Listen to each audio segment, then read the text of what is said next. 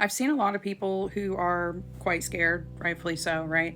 And asking questions like, well, what do we do? Like, what even happened? And to those people, I say a great place to look at right now is actually the French Resistance during World War II.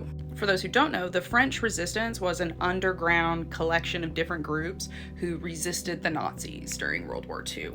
And they did that a lot of different ways. There were a lot of different ways which kind of differed over time and as the situation kind of escalated. And these are the kinds of things that could be interesting for you to take a look at right now. Because despite this image that we have, that anyone who was resisting the Nazis was like these brave fighters in the woods, that's not really it. And that's why I think the French Resistance is a great place for you to look right now. Because you see, at the beginning, a lot of the focus of the resistance movements, again, these were different groups of people, were focused from working class people, and they were small, concentrated acts of sabotage. Working class people who worked in these factories, who had to be units of production, just basically stopped doing their jobs well. And people who organized these factories, they would tell workers things like, hey, just kind of fudge that oil gauge a little bit so that they run out of oil faster when they're out on their missions. It was small acts, especially these acts of sabotaging manufacturing and production. There were also a lot of people who just kept producing information. They made sure that the truth